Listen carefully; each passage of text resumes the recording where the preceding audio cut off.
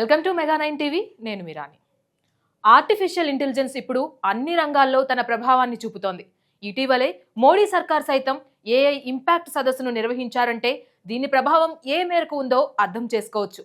ఈ నేపథ్యంలోనే తెలంగాణ సర్కార్ ఓ వినూత్న నిర్ణయం తీసుకుంది. ప్రతిపక్షాల విమర్శలకు చెక్ పెట్టాలని భావించిందో ఏమో తెలియదు కానీ కొత్త ప్రయోగానికి కాంగ్రెస్ ప్రభుత్వం శ్రీకారం చుట్టింది. 6 గ్యారంటీల అమలుపై ఫోకస్ పెట్టిన కాంగ్రెస్ సర్కార్ వాటి అమలులో లోపాలను సరిచేయాలని అనుకుంటుంది.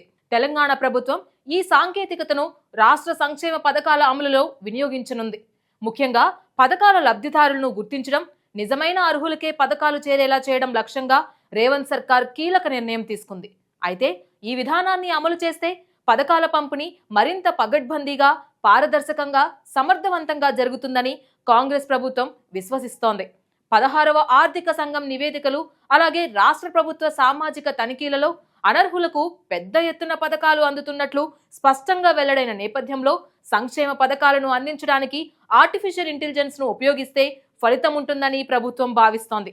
ఇటీవల కాలంలో ఏకంగా ప్రభుత్వ ఉద్యోగులు సైతం తమ వివరాలను దాచిపెట్టి సంక్షేమ పథకాలను పొందుతున్నట్లు బయటపడడంతో ఈ వ్యవహారం అధికార యంత్రాంగాన్ని ఆందోళనకు గురిచేస్తోంది.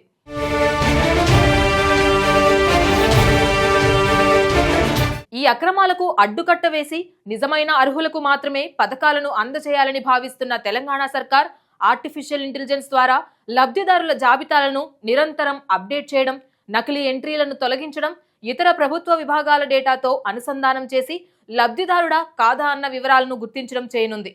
ఈ సరికొత్త విధానం పైన సాంకేతిక సహకారం, విధి విధానాల రూపకల్పన కోసం వివిధ విభాగాల ఉన్నతాధికారులు ఇప్పటికే రాష్ట్ర ఐటీ శాఖతో ప్రాథమిక సంప్రదింపులు జరిపారు. ఢిల్లీలో జరిగిన ఈ సదస్సులో తెలంగాణ సీఎం రేవంత్ రెడ్డి కూడా పథకాల అమలు కోసం ఆర్టిఫిషియల్ ఇంటెలిజెన్స్ అధికారికంగా వినియోగించాలని నిర్ణయించారు. ఏఐ అల్గోరిథంలతో రెవెన్యూ, మున్సిపల్, వైద్య, పంచాయతీరాజ్, సివిల్ సప్లై సహా అన్ని శాఖల డేటాబేస్ అన్నిటినీ ఒకే ప్లాట్ఫామ్ పైకి తీసుకొని వచ్చి అనుసంధానం చేయనున్నారు.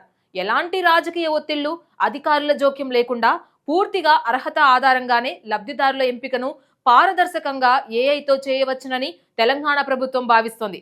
మరి ఇది ఎంతవరకు సక్సెస్ అవుతుందో తెలియాలంటే కొద్ది రోజులు వెయిట్ చేయాల్సిందే.